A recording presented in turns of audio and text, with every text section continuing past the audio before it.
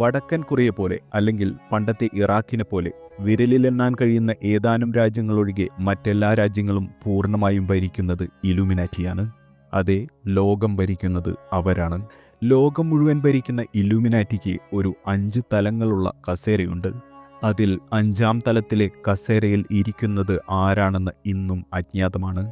ഏറ്റവും തലപ്പത്തുള്ള കസേരയിലിരിക്കുന്നത് ആരാണെന്ന ചില സാധ്യതകളുണ്ട്. ഭൂലോക സമ്പന്നരായ റോത്സ്ചൈൽഡ് കുടുംബം, ബ്രിട്ടീഷ് രാജ്ഞി, അമേരിക്കൻ പ്രസിഡന്റ്, പോപ്പ്. ഇവർ 4 പേരും. അതല്ലെങ്കിൽ ഇവർ 4 പേർക്കും സമ്മതനായ 5-ാമനായ മറ്റൊരാൾ.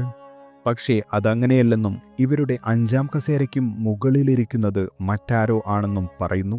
അതായത് 6-ാം തലത്തിലെ കസേരയിലിരിക്കുന്നയാൾ സാത്താൻ എന്നറിയപ്പെടുന്നു. ഇനി മറ്റൊരു വിഭാഗം ആളുകൾ ഈ കസേരയ്ക്ക് കീഴിലുള്ള തലങ്ങൾ വളരെ കൃത്യമായി മറ്റൊരു തരത്തിൽ പറയുന്നത് ഇങ്ങനെയാണ്. 4-മത് ക്രൗൺ കൗൺസിൽ ഓഫ് 13, ലോകത്തിലെ ഏറ്റവും സമ്പന്നമായ 13 കുടുംബങ്ങൾ. 3-മതായി കമ്മിറ്റി ഓഫ് 300, ലോകത്തിലെ ഏറ്റവും വലിയ 300 സമ്പന്ന കുടുംബങ്ങൾ. 2-മത് പവർഫുൾ സബ് ഫാമിലീസ്, ആഗോളതലത്തിൽ ശക്തിയുള്ള കുടുംബങ്ങൾ. 1-മത് ദി റൗണ്ട് ടേബിൾ, ഇതിൽ ക്ലബ് ഓഫ് റോം, UN അടക്കം 6 കമ്മിറ്റികൾ. ലോകത്തെ വിഴുങ്ങാൻ പോന്ന നിഗൂഢ പദ്ധതികൾ ഇവർക്കുണ്ടെന്ന് പറയപ്പെടുന്നു. ഈ ലോകവും അതിലെ വിഭവങ്ങളും തങ്ങളുടെ സുഭിക്ഷ ജീവിതത്തിനായി മാത്രം ഉപയോഗപ്പെട്ടാൽ മതിയെന്നാണ് ലോകത്തിലെ അതീവ സമ്പന്നരായ ചിലർ ആഗ്രഹിക്കുന്നത്. ലോകത്തിൻ്റെ മൊത്തം സമ്പത്തിൻ്റെ 70% കൈയടക്കി വച്ചിരിക്കുന്നത് ഇവരാണ്. ഇനിയും തൽസ്ഥിതി തുടരണം എന്നത് തന്നെയാണ് അവരുടെ ആഗ്രഹം.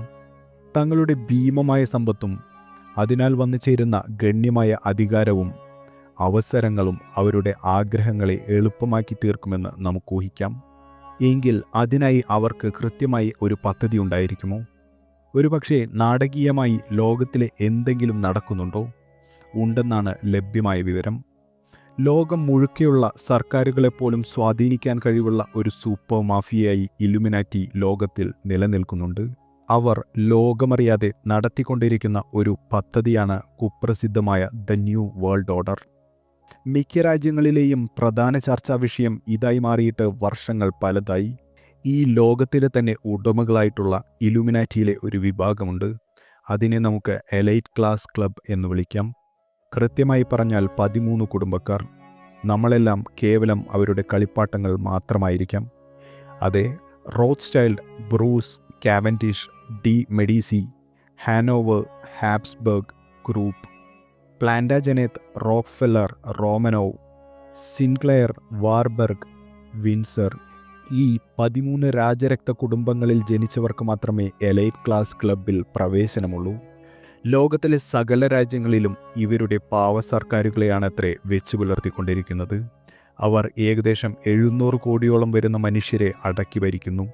പ്രപഞ്ചത്തിലെ സകല വിഭവങ്ങളെയും സമർത്ഥമായി സദാ കൈയടക്കി വച്ചിരിക്കുന്നു. ഇതെല്ലാം ഇന്നോ ഇന്നലെയോ തുടങ്ങിയതല്ല. നൂറ്റാണ്ടുകളായി ഭൂമിയിലെ സ്ഥിതി ഇതുതന്നെ. നമ്മളെപ്പോലുള്ള ഈ അടിമകളുടെ അധ്വാനം അവർക്ക് ആവശ്യമായിരുന്നു. എന്നാൽ ഈ അടിമവർഗത്തെ അടക്കിയൊതുക്കി അച്ചടക്കത്തോടെ നിലനിർത്തിക്കൊണ്ടു പോരുക എന്നത് എക്കാലത്തെയും അവർക്ക് വളരെ പ്രയാസകരമായിരുന്നു. പക്ഷേ കാലം മാറിയിരിക്കുന്നു. അധ്വാനിക്കാൻ ഇന്ന് മനുഷ്യരെ അധികമായി ആവശ്യമില്ലാതെ വന്നിരിക്കുന്നു. പകരം അച്ചടക്കത്തോടെ ജോലി ചെയ്യുന്ന യന്ത്രമനുഷ്യരെ അവർ സൃഷ്ടിച്ചെടുത്തിരിക്കുന്നു. എങ്കിലിനി ഇത്രയും മനുഷ്യർ എന്തിന്? ലോകത്തിൽ ഇനി ഇത്ര വലിയ ജനസംഖ്യ ആവശ്യമുണ്ടോ? ഇല്ല. നമ്മളിൽ വലിയൊരു ഭാഗം ഇനി ജീവിച്ചിരിക്കേണ്ടതില്ല. എങ്കിൽ അവർ കൊല്ലാൻ മടിക്കുമോ? അവർക്കതിന് കഴിയുമോ? കഴിയും.